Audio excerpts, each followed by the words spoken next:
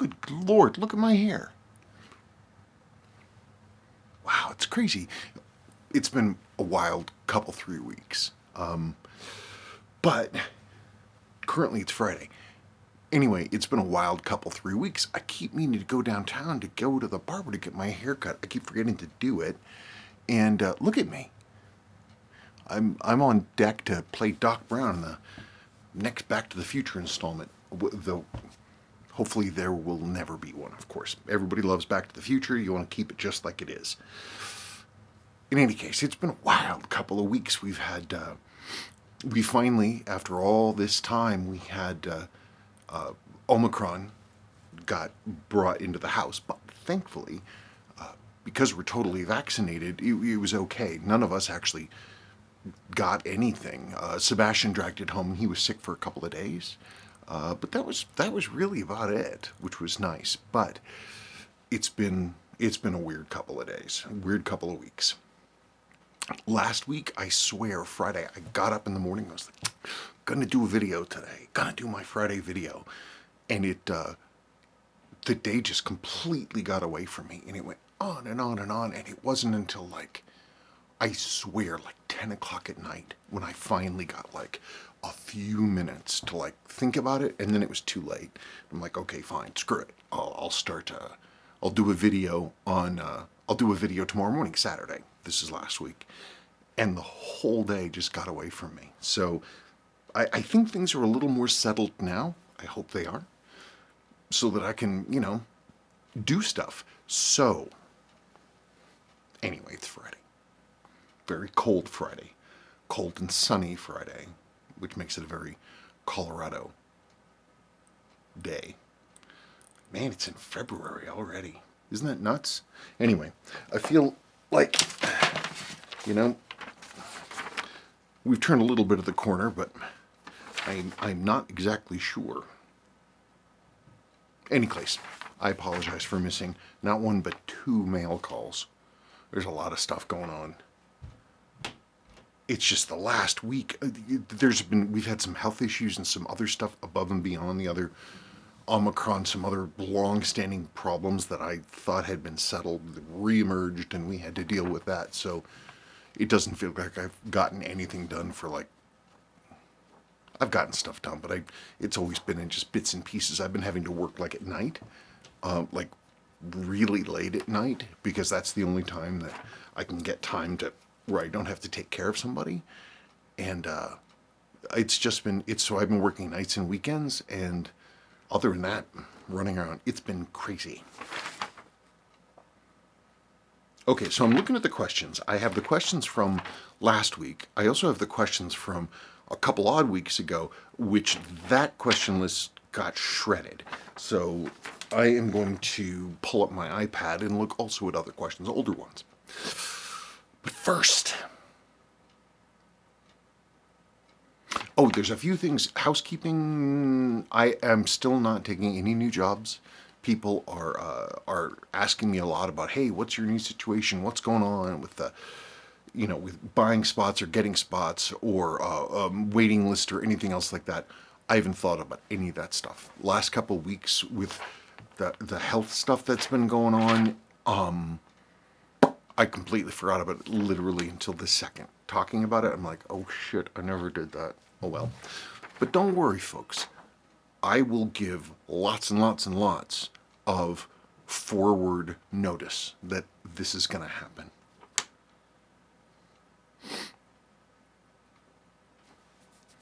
So, what was I going to say? Oh man. Well, I don't want to talk about Star Wars. I would if Sabrina were down here. I'd talk about Star Wars, but not a big deal. I will do some Ammonite talk at the end because I keep making just magnificent discoveries. Just ridiculously cool, amazing discoveries. But I have a plan. I keep showing people these rocks, and I'm like, oh, isn't this cool? Look at this rock. But it never occurs to me it occurred to me last night. I'm like, seeing is believing. I can blather on about this thing or Ammonite this or Ammonite that or fucking whatever. Seeing is believing. I'm going to do before and I'm going to do after. So, but there are some I want to, it's gotten to the point now that I know that every rock here in town that I have found, every piece of river rock, from the tiniest little pebbles I've been able to find up to a boulder that I pulled out from underneath a tree, they're all ammonites. Every single one. So I've stopped indiscriminately collecting them, and I've started looking for ones that are truly special, truly unique.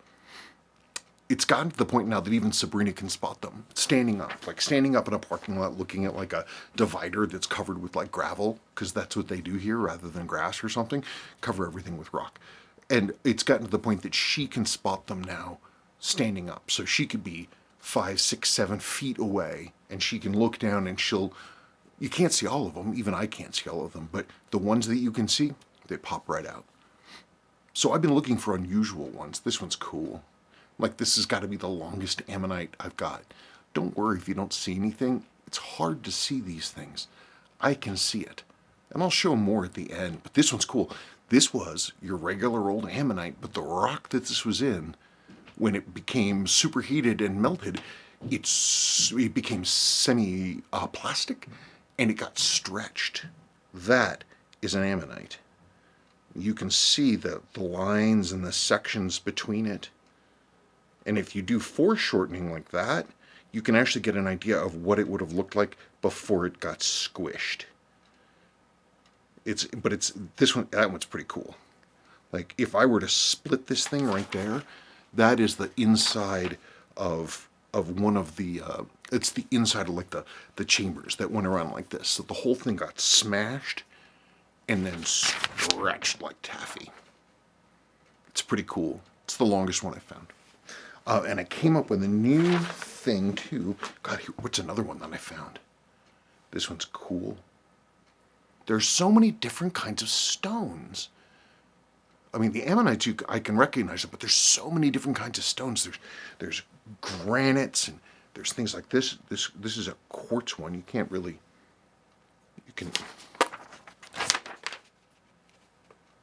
they just look a little snail curling over, or they look like, but if you shine light through this one, you can actually see the remains of the chambers. It's really cool. I still can't believe that. In fact, I've mostly stopped talking about it because I just think either I'm not explaining it properly, or people they're not really getting the time to understand what I'm saying, or they don't care, or everybody already knows this and I'm late to the party, or I'm just not explaining things correctly. But I'm still working on pushing it forward. It's amazing. It really is. But anyway, we got all kinds of different stones and rocks and things, and it's just so much fun. This one's really pretty, actually. And this looked just like a regular old piece of dumb gray gravel. Probably doesn't look like anything to you. I mean, it might, but you see the orange sections there? See how that middle, that white spot, that's the middle. And the thing curls over like this, like a wave, like the golden mean, right? The golden ratio. You can actually see the middle here, and then you can see the sort of pie-shaped sections as it comes around. And this is like a combination of like jasper and serpentinite or something. I'm not a rockologist, but there you can see just a little bit. You can see a little bit of the curve. There's the middle again, and it goes right in there, and it goes wee, and oh, I'm sorry, it goes backwards. It goes like this, and then the curl comes over, and it goes up like that. So that's what I'm going to do. I'm going to do before and after. Thankfully, you can't break rocks if you break them, if you drop them. But that's the thing, because it looked like just a rock, and then you wash it, and I put polish through it. I did a polish on it. You can see everything that's going on. It's fantastic. Anyway, we take excitement where we can find it. And for me, it's looking at rocks in parking lots. Yeah, because I had to go back to the music store where I traded in my old equipment, my old bass, and some other stuff. I traded that stuff in to get enough store credit to be able to get my Fender bass, but I had to go back and get new strings. And so I was waiting, we were coming out and Sabrina was doing something, and I was looking at the rocks and the dividers in the parking lot. And I was like, and I could see them standing up. I'm like, it's just amazing. So I have to either give up trying to tell anybody, or I have to get really aggressive about it so I can educate the world about my theories about how this all worked out. Okay, I swear to God, I'll stop talking about that now. Let's do wrist check, because I did a little evaluation video a few weeks ago for BS, who's my friend Barry. Barry is one of my oldest customers. I've been dealing with him forever, and he sells me watches on and off, and he buys watches on and off. But he's been working with us for 8-9 years, something like that. But anyway, he is the person who sent me this 6139 6000, and that's the Seiko 5 Sports Speed Timer. So I bought it off of him, and I restored it, and you want to look at it? Let's look at it a little bit. Oh, I'm actually two-fisting it. I'm also wearing this 6139 8040. It's JDM Speed Timer, and it's on a Bambi Expando bracelet. Pretty cool. Let's look at them. Okay, wrist check. I don't know why I'm talking about this. I'm using this as a background right now because it's nice and it's clean, and my thing is pretty worn. This is a piece of the leather that came from my dad. This is the leather that he used when he was restoring his old Jaguar XK150, which he bought for a song because it was such a heap of crap. But he restored it, and this is one of the spare pieces of leather that went into the interior. Car got sold right before he died. You know, I sold it for him because he was worried about it. So this is one of the few things I have left. Anyway, wrist check. I've got two. I have taken to wearing my watch, like the watch I'm wearing, on my right, because I found that watches on my left, I forget I'm even wearing them, and I don't know what time it is. And I don't look at them, and I don't care. So I've started actually wearing my personal watches on my right, because of the way I sleep, it means that I can actually tell what time it is in the middle of the night. So this is my other wrist. This is my testing wrist. That is a 6139 8040 JDM piece. It's on. This is a bracelet style that Seiko did use in the 60s. You see a lot of like 6619s and stuff had bracelets like this. Some people call it brick. This one is NOS. It's made by this. It was made by this company Bambi, and they were one of the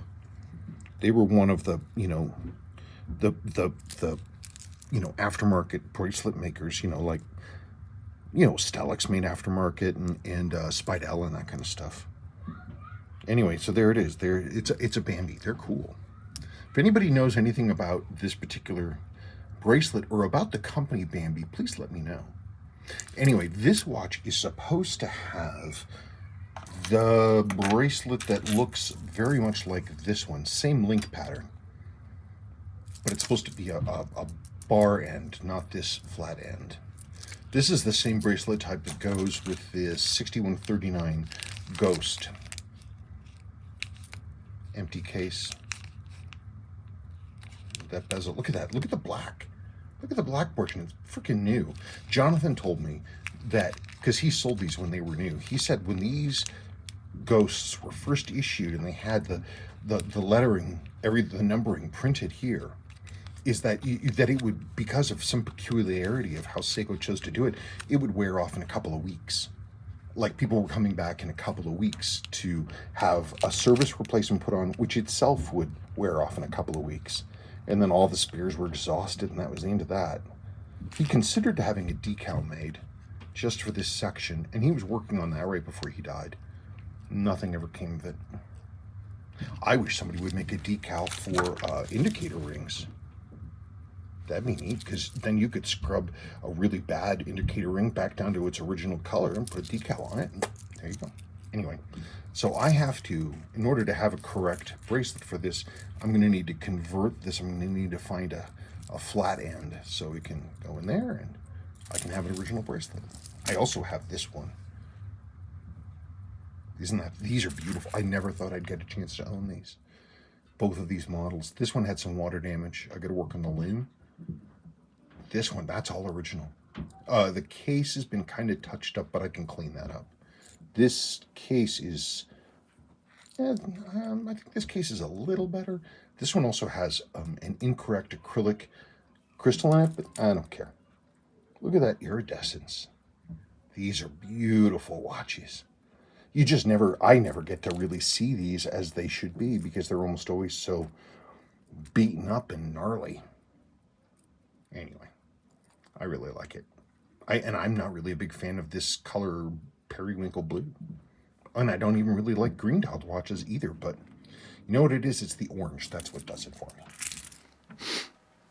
Yeah, so that's one of the things with these is like they would have come originally with that that taper, that JDM taper bracelet with the Hinlug Stellux end links on them that these originally came on, but they're just so like well, one, they're rare because they fall apart. Two, they weren't sold for that long, but never here. But they're just kind of rattly and they fall apart, and I just don't like them. But I hate not having the original bracelet on a watch, so the next best thing is a contemporary Seiko bracelet, like what this has, or an aftermarket, like if you went to the place and you're like, oh, well, I need a different bracelet for whatever reason. And then you get one of these Bambis, kind of like a Speidel, but for Japan. It's beautiful, though. And I don't even really like blue that much, but that's cool. What else? Oh, I'm going to put those down there. Okay, so the current question I'm dealing with is from KK4. A reissue of this would be kind of cool. Kind of like a Panerai. Oh yeah, that's for this. This is for the Poor Man's 62 MAS. It's actually a really cool design. I mean, it's one of the... Actually, a Poor Man's 62 MAS, the blue dial one, which is actually fairly rare. That was the very, very first watch where I serviced the movement and dropped the balance back in and it worked. Like, this is like... Gosh, 14 years ago, something like that. But I still remember the moment. I remember the moment, deep pride. Dropped the balance on, and then it started working. And I was like, oh, I can't believe it. Oh my God, it worked. Oh my God, it worked. And Sabrina was behind me, because this was at the old house. And she was behind me watching TV, and I'm like, it worked. I can't believe it. But I think they were a really cool, clean design. As for a reissue, well, I think we know what Seiko. This is a question that people ask me a lot, but you know it's always worth revisiting. Can you someday, Mr. Pascu, can you tell me if I'm doing your name right? I read your name fairly often, and I never know if I'm right. Mihai Pascu. What do you think about the 5606 movements?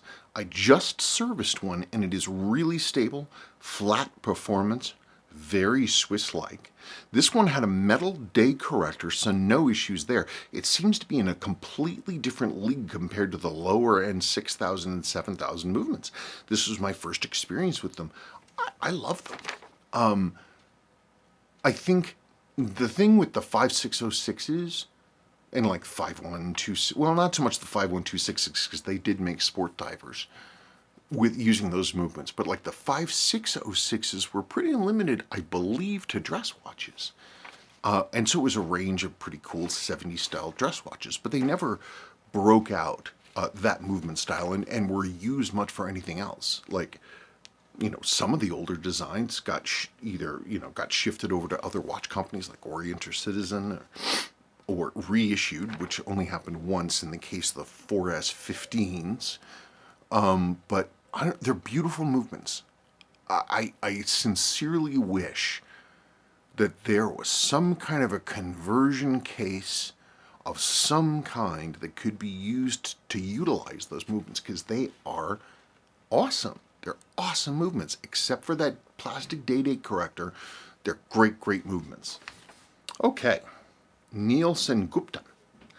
This is a comment about the 6105 that I built out of parts. It's the original dial hands movement from one watch and then an empty case. Oh, also plus the insert. It went off to a new home and a new owner. I was very proud of that watch, actually. I could have made the loom a little whiter, if I'd wanted to. I mean, like, because the lume was somewhat patinaed, so I have the ability with my stuff to turn it to white, right? But that means that I looked at the patina and I'm like, well, that's, or the dark markings in the lume, and I'm like, but it's original. Yes, I could turn it right back to white, but I don't know. You don't have to anymore. There's no urgency because I know how to do it now, and so it's not that big of a problem. And I'm like, otherwise the dial was perfect. I don't know. I go back and forth, but I decided to leave it. I'm like, maybe the day will come that people will be like, this watch is completely original and is untouched. Nobody's messed with it cosmetically. So I left it. Anyway, that's a lovely 6105. I like the beaten up look as it shows it was used for what it was intended, and that's true. Question for next mail call. Yeah, so I wonder if sort of the feelings about lume damage versus lume patina is going to change or not going forward into the future. I don't know. We'll see. Question for next mail call. Oh, man. What is the worst disaster you have had with a customer's watch, and how did you correct it? Thanks for mail call as always. This is a twist on a classic interview question. I've posed a version of this question to, I don't even know how many prospective hires and stuff over the many years I was in charge of hiring people. Because, of course, you ask this question because you want to know if people are being honest, and you want to know if people were able to learn a lesson themselves from a mistake that they made, and you want to find out if they are more honest about themselves. If they're like, oh, what's my worst characteristic? Oh, I work too hard. I'm too loyal to my company. Bullshit answers like that. Worst disaster you've had with a customer's watch. I try not to dwell on them. I haven't had I would consider a disaster to be something that is not fixable. Or if it's fixable, it's expensive or hard to do. I've had little mistakes, of course. I live in absolute terror of somebody sending back a watch. That's part of the reason that I do what I do, which is having stuff on film and all that other kind of stuff. It's because I want people to, oh, here comes Sadie, back from school. Oof, it's really cold out, by the way. Woke up this morning and I think it was 2 Celsius. Very chilly.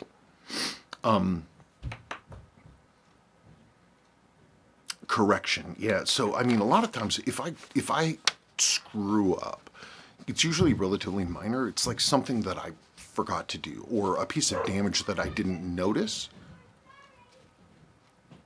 But then if you can fix it, then you're fine. Then you're good. The problem is when you destroy something that is not replaceable.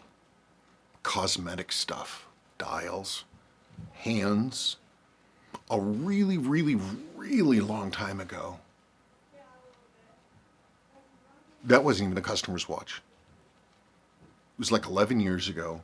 And back when I was still a hobbyist and we were living back in San Francisco, because my company at that point had us out there. So we weren't here, we'd been moved out there. And so I would come home from doing all the stuff that I was doing during the day, and I would come home and I would work on my watches.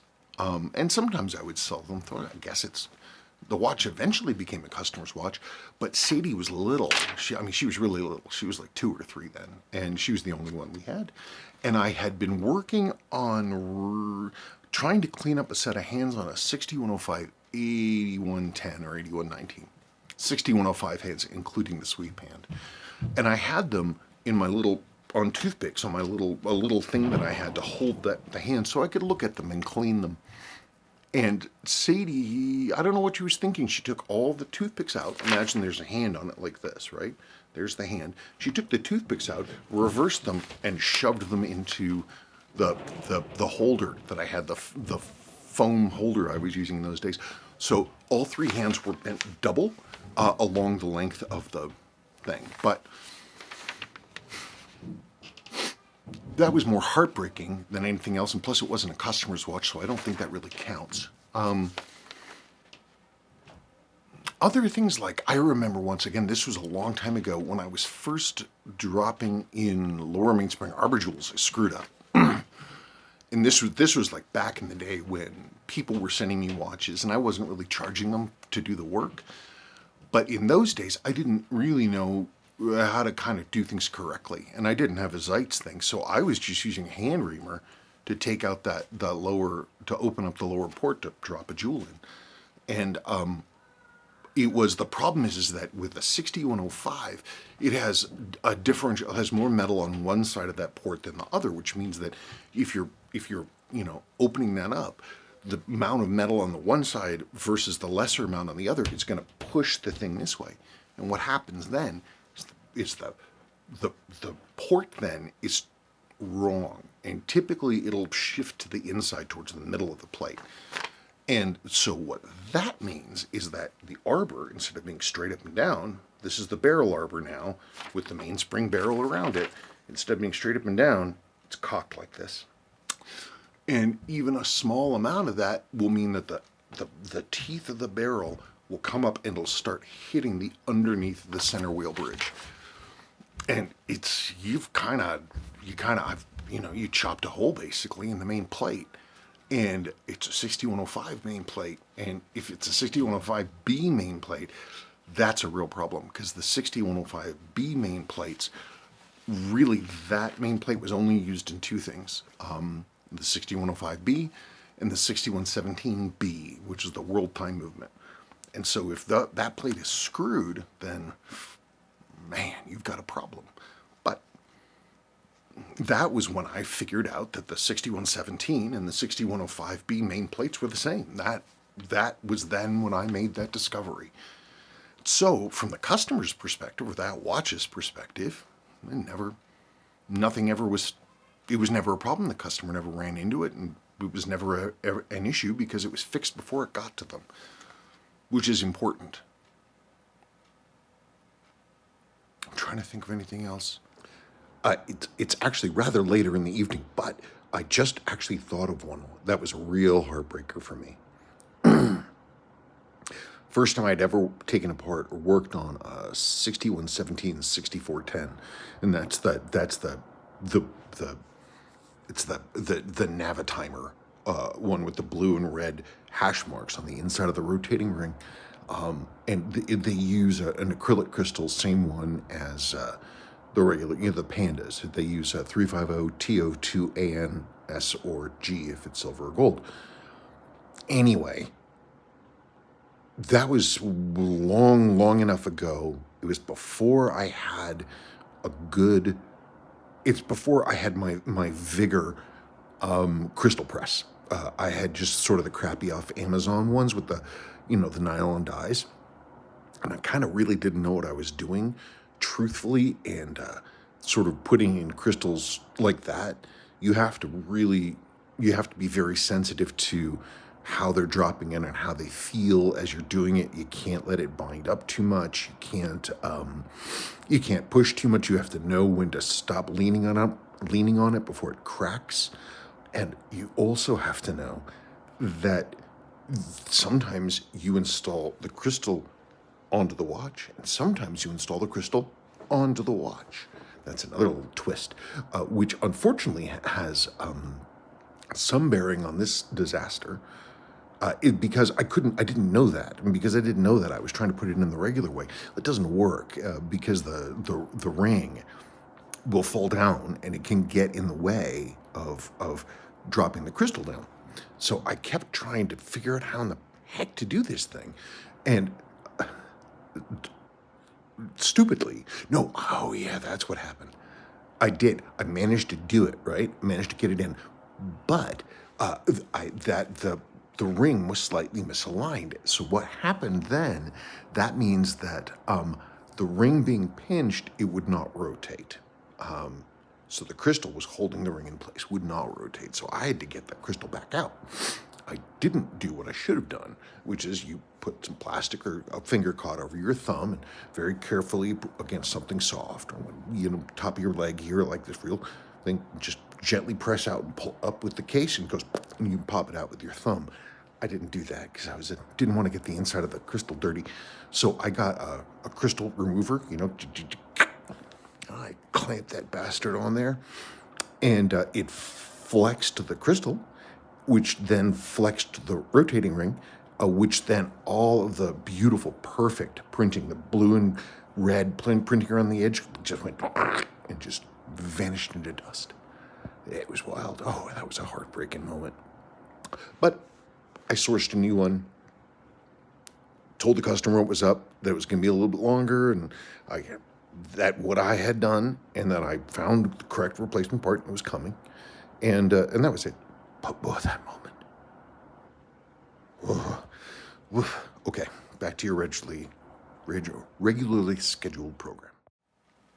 Well, I can think of other things, but in every case I've produced solutions, and the ones that were really, really, I think the worst one was, well, no, that was Jonathan, that wasn't me. He was working on somebody's 1969 Astron, which is, as some people may know, is Seiko's first quartz movement, and it had a solid gold case.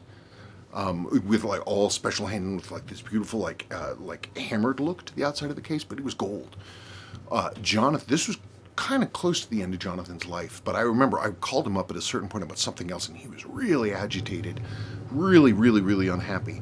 And I was like, dude, what's going on? And he's like, he was trying to do something to help with refinishing the case because it was badly worn, and he had it on a lathe, and something slipped, and he jacked up an irreplaceable 1969 case. He did have it fixed. It cost him a lot of money. He had to go to like an actual jeweler that did like, I think, jewelry repair. Like, I don't know if you laser weld gold, but they were able to fix it, and it cost him some money, and it wasn't that bad. In any of these mistakes, anytime any kind of screw up happens with a customer, it's not a disaster. What you're doing is you're being given an opportunity to have a home run, to have a win. Because when things go wrong is when you see what people are really made of. So that's the thing. I mean, if you screw up, you've got communication with the customer so they know what's going on, you know what's going on, there's transparency, you give them options to say, okay, these are the fixes that I'm going to do if there's a need for multiple different choices, and then you fix it. And that's it. And then the problem stops being a problem. And the customer's like, hey, man, he had a problem, but he told me all about it. Now it's fixed. And there you go. So my long answer for that, because I take this stuff so seriously, I live in terror of screwing up someone's watch. I live in terror of somebody getting their watch and being like, hey, man, this thing isn't right. I live in terror of doing that. And so, because I never assume that I'm going to get it right. I usually assume that I'm going to get something wrong. So, Neil, I would say no matter what you do, if you jack up somebody's watch, something goes wrong, you have to own it and say, oof, I fucked up. And, if you can correct it and it doesn't affect the customer and it's as though you had repaired it rather than screwed it up, and the watch is as good as it was when it came and you're sending it back and it's fine, that's okay. You can talk about it with the customer.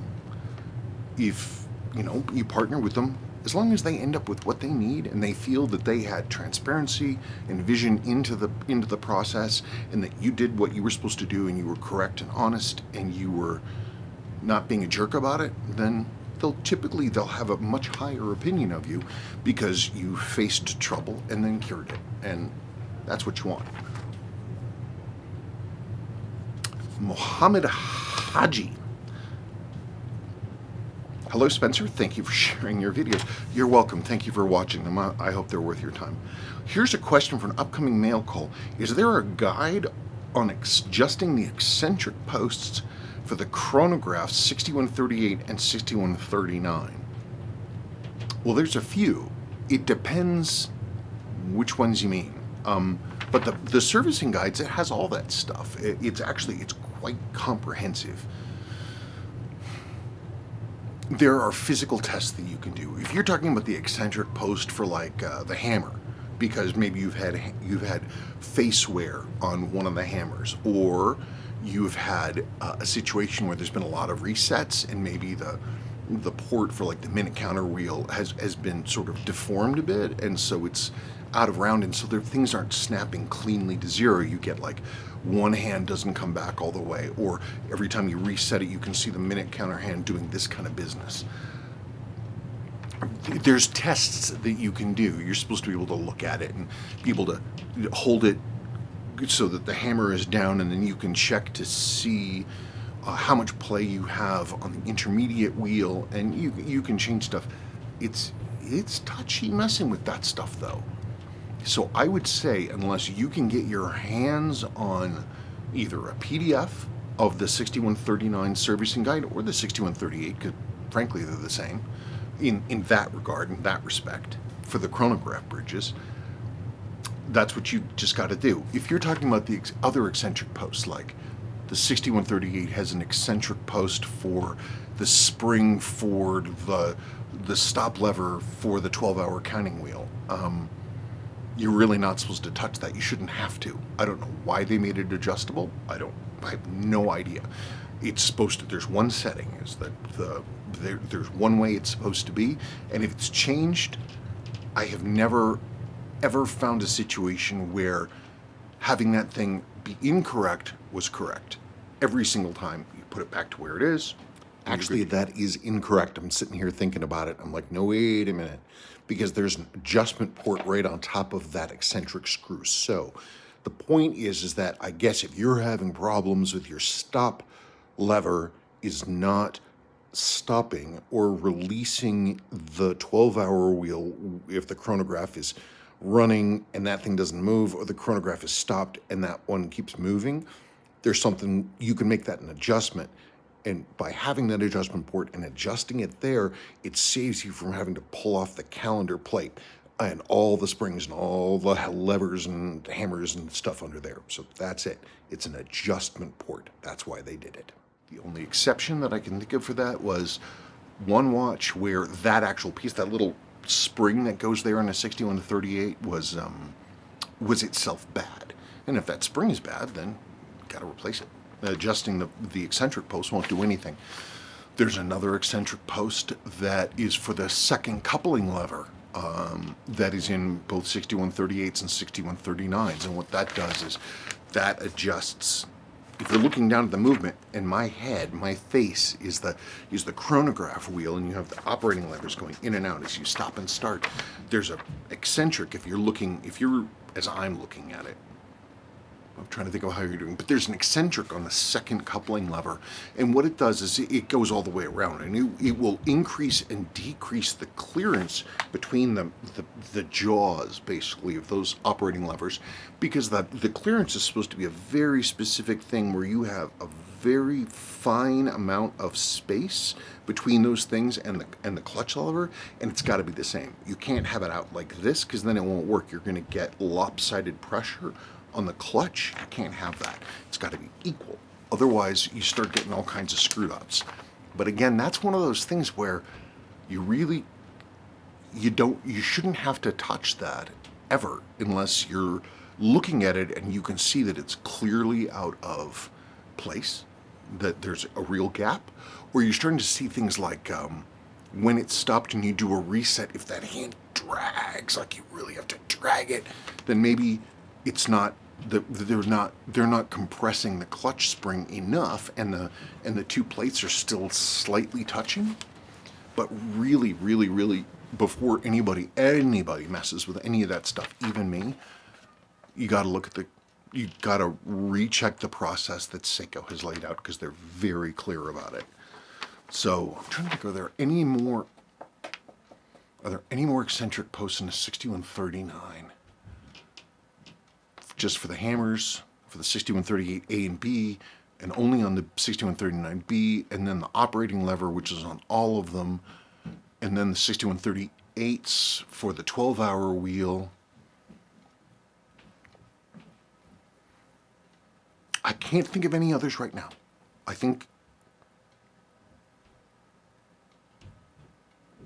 No, I can't think of any others. I think those are the only three. But get your hands on something of the servicing guide. Okay. Matthew Brill. Oh, hey, Matthew Brill. I have a question. We have Brills in my family. My father's mother's sister married a Brill. I don't know if your people have any Christiansons behind them, but let me know if you do. Matthew Brill. Good video and good to see your integrity level continues to be excellent. It could be better. I know you are swamped with work and having a do-over has a certain energy to it that's not enhancing to the workday. I suppose, but you still get the pleasure of problem solving, which is that, mistakes happen, oversights happen. Everybody can screw up. Lord knows I can screw up. I'm good at it. So if I get something back, yeah, it's frustrating and annoying, because I'm criticizing, myself for the fact that I clearly missed something. But I love getting after a problem and killing it. So there is some satisfaction to doing that, but I also I want to make sure that I'm not talking, I don't want to be telling stories. I want the information that I'm giving to the customer and the information I'm presenting, I want to be able to stand behind 100%. I don't want to BS or blow smoke or any of that kind of stuff. I want to look at it seriously and make sure that I've gone through and I've found the problems. And if I can't replicate a problem, if I can't find the cause, I'm not going to say, well, hey man, I can't find the problem with your watch, so I guess you're a crazy person, or something like that. If I can't find and replicate the issue, I'm going to assume that it's some kind of like on again, off again gremlin thing, which annoys the bejesus out of me. And so I'll just, in that situation, when those things occur, I just reservice the whole thing. I don't care. I'll just go through it again. I'd rather do that than hope. Thankfully, I don't have to do it very often, but I would rather, if there's an issue, that I find out about it and then I get the watch here and I'm able to address it so that I can put it away, send it back to the customer, knowing that I did what I was supposed to have done. Okay, so Matthew Brill's second part. Question. Can you recommend someone to revive a dead baby Arnie? Or should I ask via email or your Q&A video? Regards. You can ask wherever you wish. When you say dead, how dead? Like, how dead are we talking? Because there's kind of dead. But then, typically, when you have one of those, like an Arnie, and it's dead, there's a real reason why it's dead. Water got in, or a battery leaked, or something really bad happened. So, let me know what you mean by dead. H556s are fairly common, and they have the same external measurements, all the same as the H558s. So you can put an H556 in an H558 case. You can't do the reverse. And an H557 just won't fit because it's for a rectangular case aperture versus a round one. So let's find out how dead it is. The things that will kill an Arnie is, in broad strokes, damage to the coil or damage to the circuit. Those are your choices. There's secondary issues like if your LCD is dead, and that's just that's another consideration. But the watch should still work. Does your analog portion work? Does your analog portion not work, and your LCD is fine, or is your LCD faint? It depends. Let me know what you actually got going on, and we can talk more about it. Also, I have an H558 Arnie on the website for sale, and I freshly serviced that thing a couple, 3 months ago. Like, I went through the whole thing. Like, it's got seals are redone, everything's been redone, it's got a new battery, I serviced the entire movement. It's one that we've had for a very, very long time. It used to be Sabrina's watch. She just doesn't wear it. She only wears that 6105 6000 dress watch that I built for her all those years ago. So, you can revive your dead baby Arnie, or you can buy Sabrina's. The Seiko Path. Hi, Spencer! Exclamation point. Hello. quick question regarding the Seiko 6139 6032. This is what some people call the Coke. It's the same case as, well, it's the same case as this. But instead of, it's got a black dial with orange highlights and a black and red insert instead of a blue and red insert. They're speed timers. They were JDM only. They were super hot. Oh gosh, like I remember 10, 12 years ago, people were like, wow, and they were commanding crazy money. And then it's weird, they just kind of fell off. I think it was right around the same time that sort of the whole like Pogue connection became a big deal, because at that point, a lot of people began focusing on the Pogue generally, and the True Pogue specifically. And so you had collectors talking about that, but also you had sort of, more casual collectors became aware of it. And it was something, it was bragging rights. If you had one of the Pogues, that was a real big deal.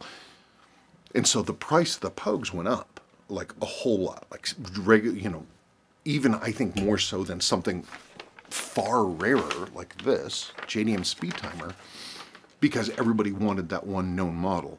It's the same thing as when, it's the same thing like with the regular Pandas. Everybody wants them, or the 6105 Willard, as people call it. Everybody wants them. The prices are going through the roof. So as a result, there are a whole ton of other adjacent models that people are not aware of, or that they don't want because it's not the one that they want. And so it makes it that the other models are actually more affordable. And I think that's my theory, that is what happened to the 6139 Coke, 6139, 6031, 6032. Do you know if this watch was ever released with a Seiko H-Link Pogue style bracelet? Many thanks. No, they came with those same weird JDM taper that these things had. And I actually own one with that bracelet. God, it was mint. Mint. It was amazing what a nice watch that was.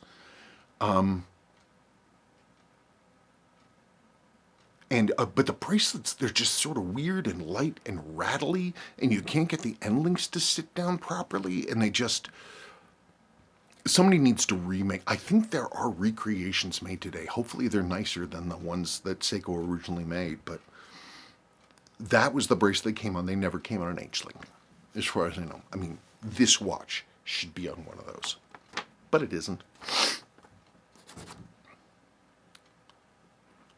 Okay, this is a comment that is talking about,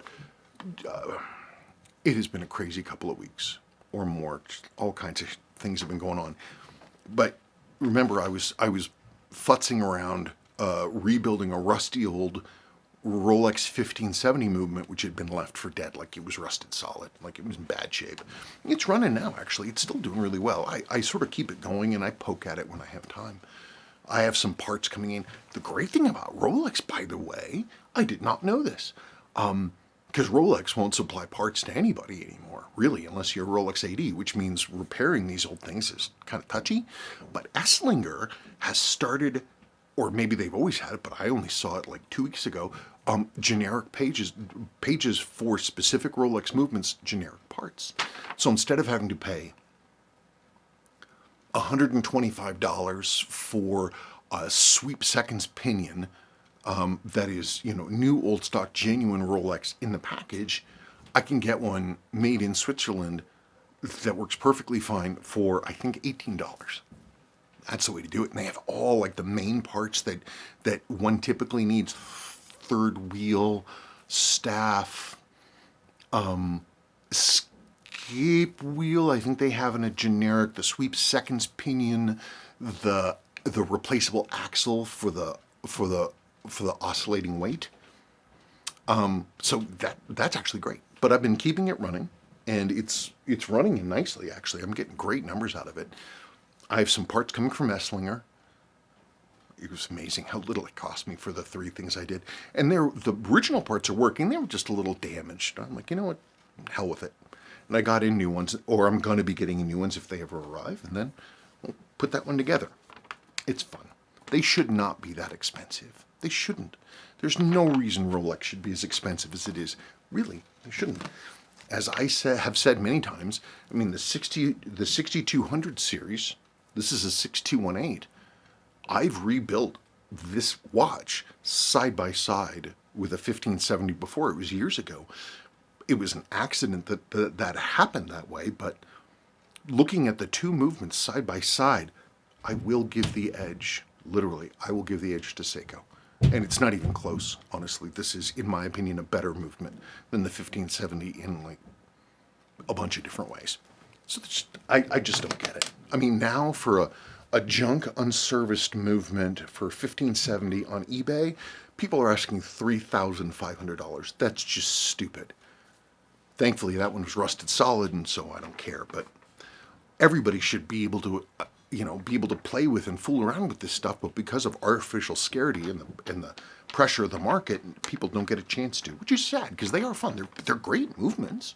Their free sprung balance makes them very, very steady, and they keep great time. It's sad that something's, a workaday, daily wearing watch that was designed to be a tool watch back in the day, most regular people like us don't get to touch. Anyway, that babbling aside, watch me draw. To be honest, I would love to own a Rolex one day, but only one that I put together like this, like I'm building this out of like old parts and stuff.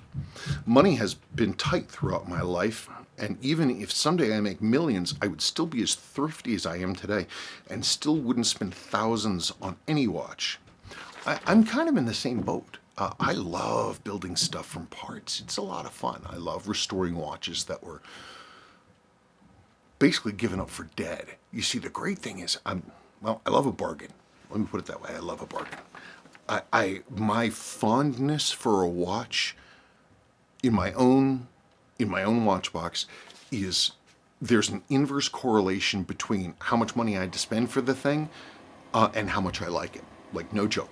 So I would much rather get a really cool watch, something really neat like that, where I can't just throw money at it and the thing appears, because then I don't care. But if I can invest my time and labor and my skills that I've worked to acquire to bring back a dead watch, I'm 100% behind that. Absolutely. So, that's the thing I think more people should do. But it's not for everybody. Some people, they just want to get up in the morning and get their thing. Some collectors are like, I'm never going to repair a watch. I just want the thing. If they can afford it, great. I just wish the rest of us could. Okay. This is from Mr. Bruce Barlow. He's talking about the 6215 7000 300-meter watch that came here from Japan. I had my last video was talking about it.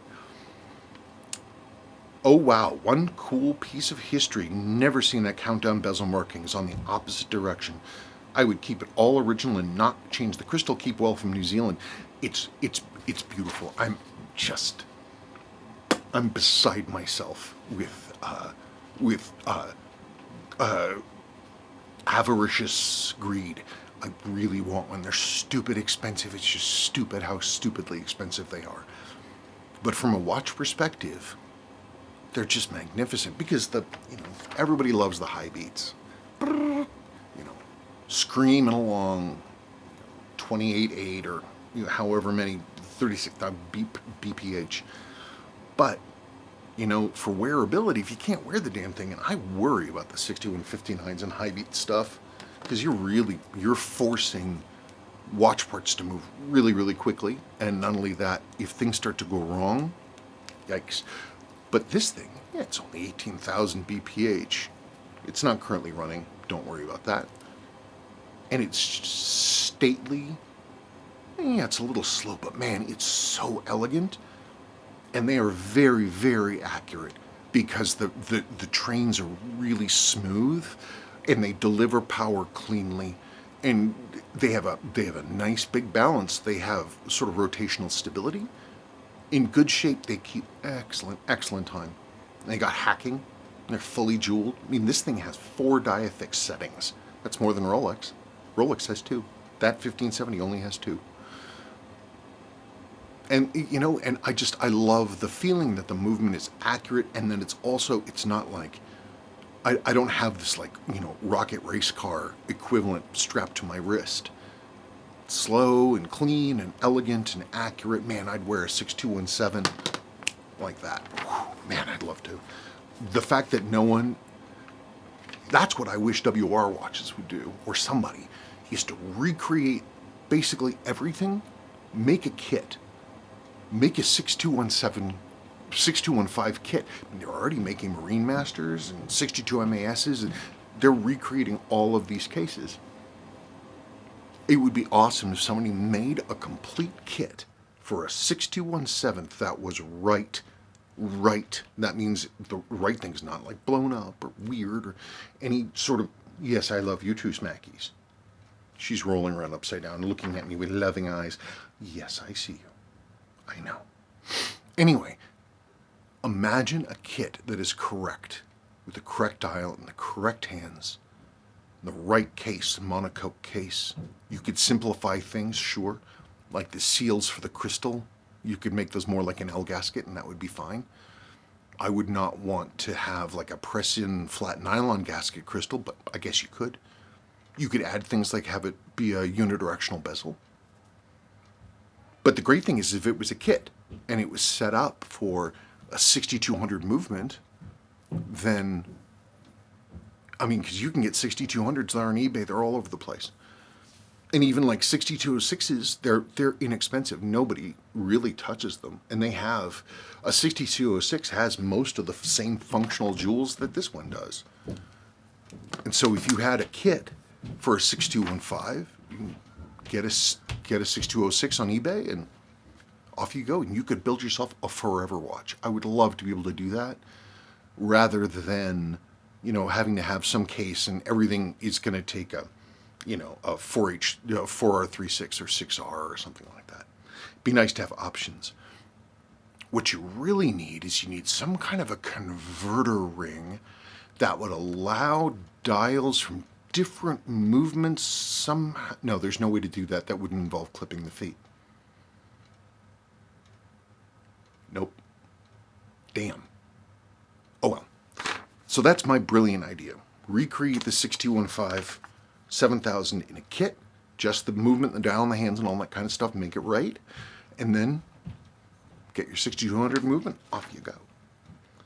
As for the crystals are really, really, really expensive. They're really, really hard to find, and it's an unusual crystal that is only for that model. There isn't anything that I'm aware of that would drop right in. I mean, because it's a 330W10. It's a really thick crystal. There's a 330W16 crystal that's used for a number of Seiko sport divers. Like their dress sport divers from the late 60s, early 70s.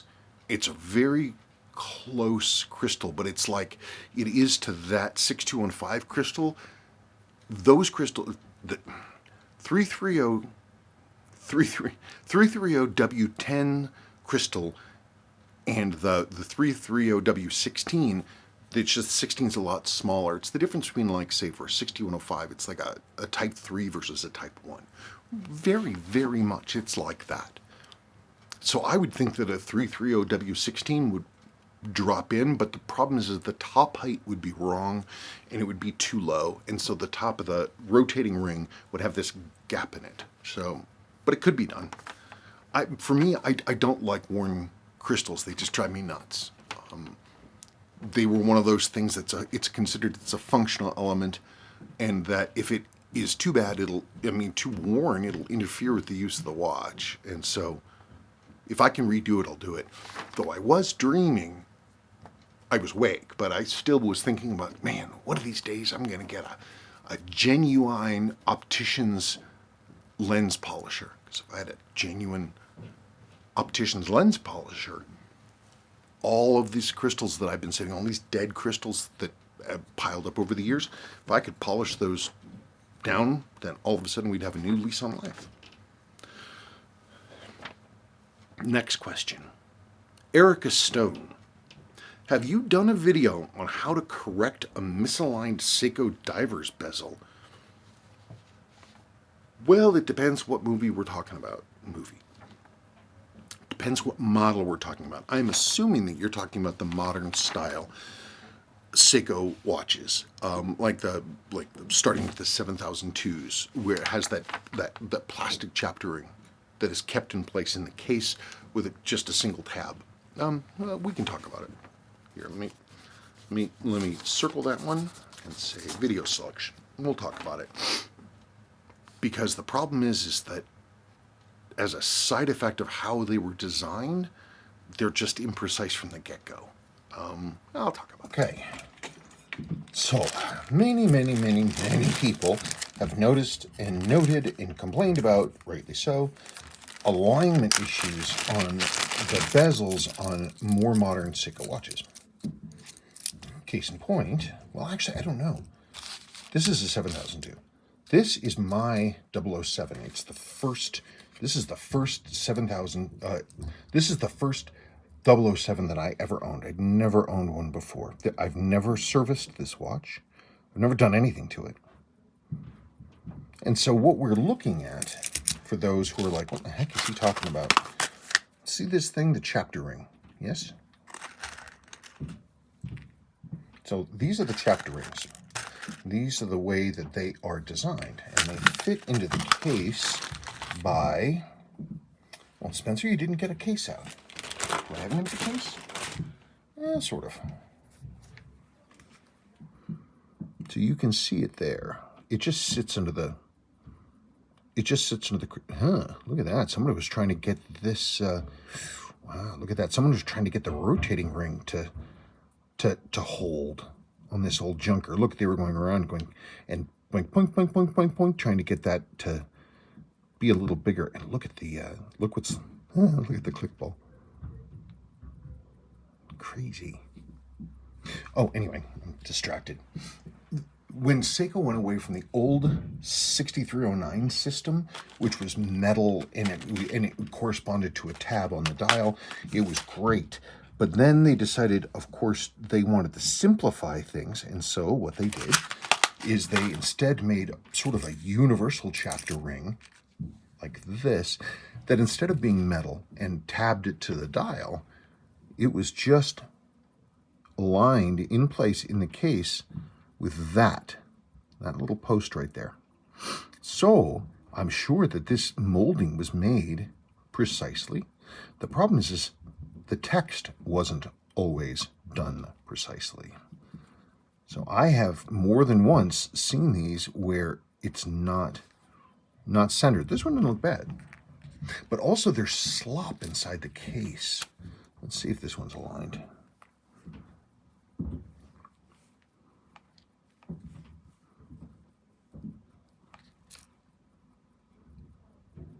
You see, look, the printing on this one is slightly cocked counterclockwise. So this one would be misaligned a little bit. Hang on a second. Let me find that case. What? I don't have an empty 7002 case? I should have one right here. That's 7026. Oh, well, maybe I've got one there. Let's see. It's just so much stuff. No, that's an SNK.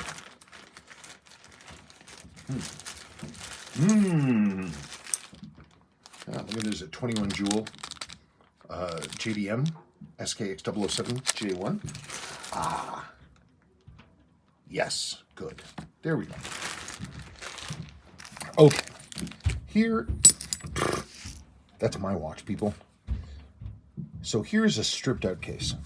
This is actually for either a transitional 7000 to 7039, because it's got the two holes here for the unidirectional click springs. So you can see that little cutout right there. See that little dip? So the way that's supposed to work is this is supposed to drop right in there. That tab is, oh, wait a second. This is not a 7002. This is a 007 case. because these are 7002 chapter rings, and the 7002s, the non-transitionals, had a 32 millimeter case versus these, which had a 31.5. So the chapter rings do not swap across, which means I would need to find an SKX chapter ring. Hang on a second. Let me pull that bag out again.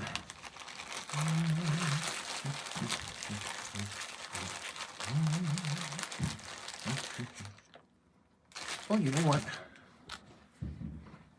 Screw them if they can't take a joke. Okay, this is definitely a 7002. Well, what the heck? Let's do this.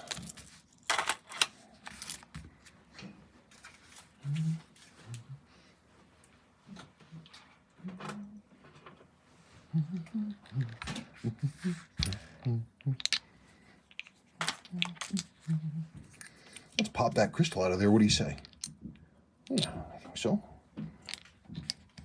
Let's go like that. We got that. Is going to be... Oh, yeah, that's perfect. Yeah, let's go like that. And we're going to go and let me get some sacrificial plastic.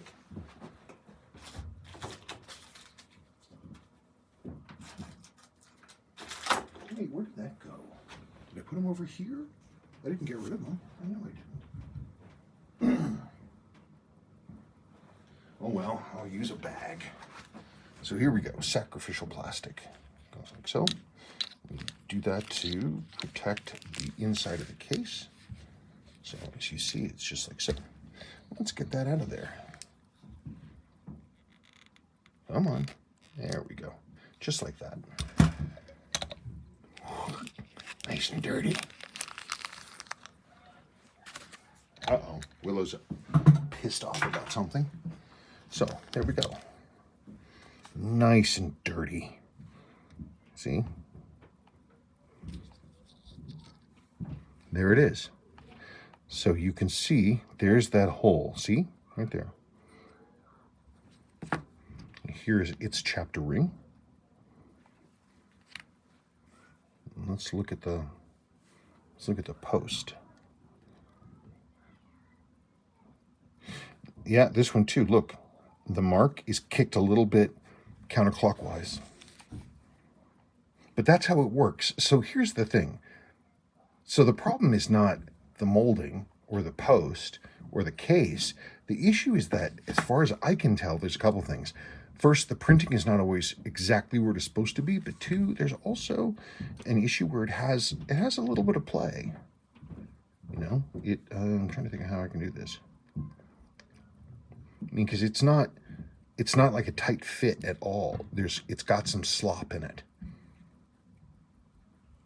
Which means the only way that I have ever found to, there we go, to adjust these, if it's not in the right place, is you have to, you know, because it will move, is you've got to go in and shave off part of the post. Wait, where's the darn thing? Where's the post? Okay, yeah. So like this one, you see, there's the line, and it's the effectively everything is cranked over this way. So you're going to have to, what I would have to do is shave off this side right there to basically get this to the point that I could rotate the ring slightly to get it to be where it's supposed to be. But the problem with that, of course, is that if you do that and you're gonna go and put your new, you know, your crystal gasket, your crystal in, these are the things that hold that ring and stop them from moving. So you got to make sure that darn thing is aligned before you drop the crystal and the seal, because otherwise it'll be in the wrong place and it'll look weird. So it's a pain in the ass. It should be easier, but it's not. This is an unrestored 7002 JDM with transitional with the rare Pepsi insert. This is actually correct and original. You see, you get a little bit of misalignment there. A little there. Hey, look at that. Everybody's complaining about having the loom plot at 3 for these new divers, everybody's freaking out about it. Look, there it is.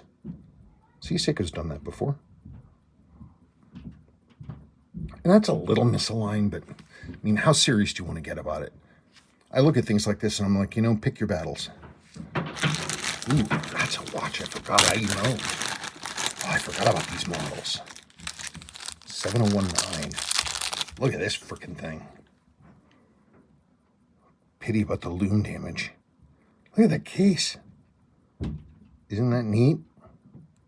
7019. Basically, it's like a 7S26 movement. Isn't that cool? 7019s, they had some nice watches. Look at that periwinkle blue and then Actis 5. All right, well, I'm getting distracted. Let's get back to it. Oh, right, I needed to look and figure out what model this bracelet was for.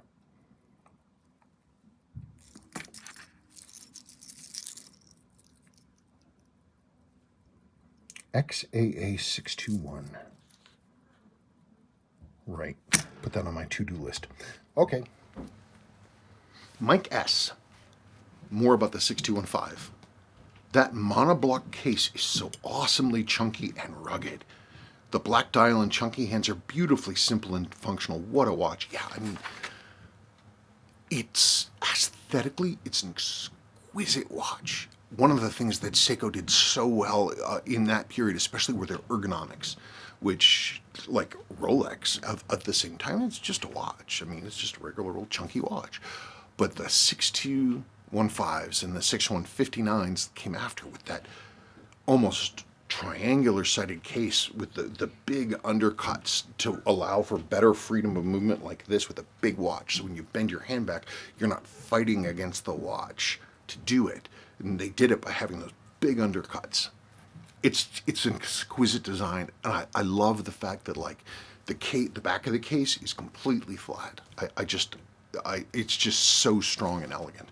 It's such a fantastic design. I have to tell you, over the years, I've thought, I was like, man, if I could create, and sell my own line of watches, I keep thinking of all the different things I would design. And I'm just wondering how this would look or that would look. And then, honestly, I would just reissue the 6215 and be done with it. What a watch. You're right. Next question. Connor Whitworth. I adore Seiko-matics. Have watches with both a 6216 and 6218 movements. They're fantastic. Even 6216, 6206s are great. Hell, 6217s are great. Low beat but high accuracy. Compared to a frenetic sounding high beat movement, the 62 movements have a lovely warmth about them with a leisurely tick sound. Accuracy also outstanding, highly recommended. Yeah, I do. I love them.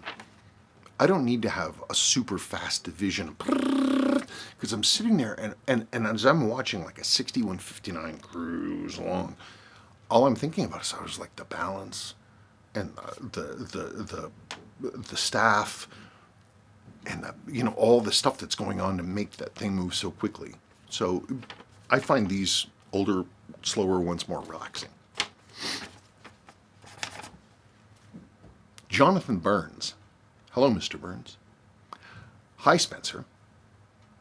I have a 7838 7060, and the end links that came with it, original bracelet, fit it very strangely. They're the correct width, and aesthetically they look correct. I've compared to many images I've been able to find, but they almost don't seem to have the correct curvature. I can get them tight, but they don't sit flush with the lug surfaces. Is this something you've encountered before? Oh, sure. Based on what you're telling me.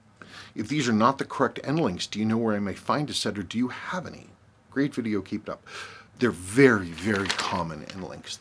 They're 20 millimeters. That yours should be stainless with little teeny tiny gold stripes, a couple of them. The only thing I can talk about, thinking about that, is that if you have your end link from the side, looks like this. Okay, so you've got your lugs, or I got a watch. So you have your end link. Imagine a small one like this. Now the problem is, I've done this before. if somebody you drop an end link or whatever or something at some point and it gets squished, then it goes like this and it's too low and it won't come up to the height of the lugs where it's supposed to, and it'll be weird to fit. So what you want to do is open that back up again. That will bring the top surface up to match the lugs. It will also shorten the functional length, if you want to call it that, of the end link. And so you're going to have to do some stuff underneath, because you have those little ears, those little tabs, and you can bend those up so that you have little tabs bend up like this, and the top surface as you're looking at it is higher. That's the way that you do it. But again, I'm assuming that what I just said is an answer to your question, but I don't know. Like I said, those end links are not rare at all. Seiko uses a variant of those end links on, endless numbers of watches. Yours should fit. See if your thing has been squished. Try opening them up. See if that works. This, by the way, is a pretty cool watch. This is a private purchase, Hellbros, sterile, 6-slug, like military watch. But it's like, this one's like, I think is like a nurse's watch or a doctor's watch because it's got that big red sweep hand. But the movement in this thing is amazing. It's free sprung. Here, I'll put in a picture.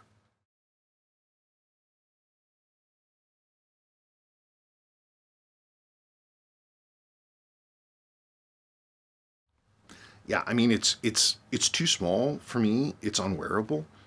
The tritium loom, probably the radium loom on the hands has turned black. So this watch would look a lot better if that radium loom was replaced. By the way, the radium is why you have the dial is all sunburned like that. It's radioactive. It's damage from radioactivity. But it's beautiful. Free, strong. This is such a nice movement. It's so accurate and clean. It's one of the reasons free sprung balances are so nice, because you have fewer things that are interfering with the smooth opening and closing of the coil of the hairspring. They're a pain in the ass to get right because you're dealing with microstella screws or balance screws. But once you get it right, and if it's serviced properly, whew, man, they're accurate. That's the big thing that Rolex had. Let's see. So I am gonna I need to put in pic of Hellbros movement. I actually want to do some research and find out who made this movement. Hellbros didn't make their own stuff. They bought things from other people. I don't know. It's a beautiful movement. It's a beautiful, beautiful movement. Catch 22 is our next person. This is a comment about the WR 6105 8000 homage. That old video, that first one that I came out with. Kraken, what is your problem? What? What, are you hungry? You've got food right there. Oh, awesome. Come on, Kraken. Kraken, what are you doing? Kraken, stop that. What are you doing? She drank a bunch of water and now she's trying to throw up. Must be a strange life being a cat. In any case, so about those WR, the Redune 6105 reissues, or not reissues, homages. Absolutely amazing. I love your channel. Well, thanks. I love yours too. He doesn't have a channel. I'm just being nice. P.S. Would it be feasible to drill the lugs beer to fit a fatty lug bar, spring bar? So these Redune ones, they have a standard size hole for the spring bar, whereas typically Seiko dive watches are going to have bigger ones for the 2.5 millimeter bar. Yeah, I mean, you can, but the problem is that you would need to be really, really precise. Because the lugs are not drilled through, you are going to have some kind of a machining capability that can go in and straight down. It'd be a real easy thing to get wrong. And if you jack it up, then I mean, that could be curtains for the case. I mean, if you really up. or if you mess up the centering, then your spring bar might not sit straight or might not stay in place. My recommendation is that they do make these. I have them. They make fat bars, regular looking old fat bars that have small normal tips. And they're fine. Come on, when was the last time a tip broke off of anyone's spring bar? When was the last time that ever happened to anyone? I don't think I can't remember it ever happening to me. So that's what I would do. Is you get the fatties with the standard tip on them. You can just drop it in. And that way it works and everything's fine. I would not, unless you have the machining capability and the skills necessary to do a right angle, precise drilling, I would just leave it be. Because the work you'd have to do is a huge amount of work. There are many opportunities to get it very wrong, and there's no real benefit to it that I'm aware of. And you can just get the small point fatties, and you're done. Okay. So this person's, well, it's Powell, but I'm sure the W is a V. Pavel R. If I got your name wrong, I'm sorry. Hi. Hello. My Seiko 6309 7290 on the dial, all the words Water 150M Resist are painted in whitish silver paint. Was there a version in any variants of the first or second generation, or was such a dial ordinarily... I understand what you're talking about. Well, I'll dig out some dials. Dials. Okay, so here's the thing. Seiko used red on a number of their dials. Their reds and their oranges tended to fade. I mean, case in point, that should actually be a deeper orange. And then you get one that saw a lot of sun like this. The yellows, those should be a darker orange. I don't know why Seiko used material that would fade, but they did. Here's an example. That's an original dial. That's supposed to be a nice deep brick red. Instead, it's faded to yellow. Now, these 6309 or 6306 dials, they'll fade to the point that it almost looks like silver. But even there, you'll be able to see that there's a very slight hue difference between the two. 6309 729X is the slim case version. Seiko, for whatever reason, somehow, when they made these dials, these are all originals, the red that they used on these 6309 dials, even as beaten up as these are, the red doesn't really fade. I mean, it looks like it might fade a little. You can see some differences there. But even the later 7002 version of the same dial, it'll fade a little. They'll fade down some, but these 6309 ones just don't do it. But that said, the best thing for you to do, I would say, is if you're bored, send me a picture and I'll look at it.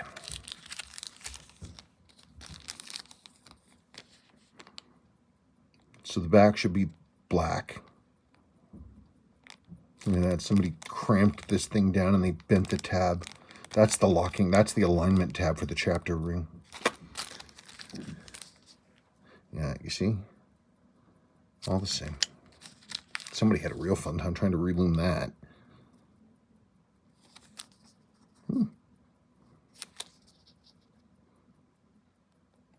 Poor old thing. Okay, well, let me know what you got. And lastly, I'm just in awe of this person's name. I just love it. It's great thing. Saki van Staden. I don't know. Saki van Staden? Van Staden? I'm assuming you're Dutch? Maybe South African? I don't know. Anyway, tell me if I mispronounced your name. Hi, Spencer. Great watch. The 6215. Oh, yeah. They're great.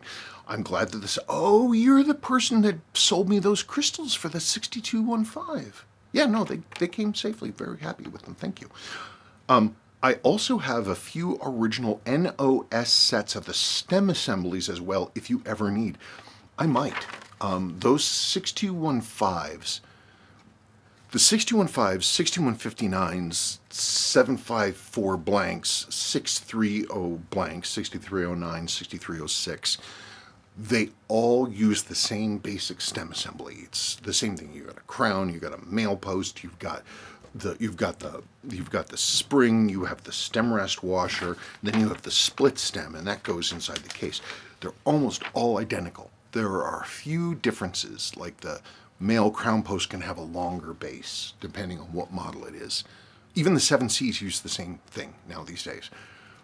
The 6215s, I think the biggest difference is that the split stem doesn't have the little ears on the outside end of it, which lock into the stem rest washer.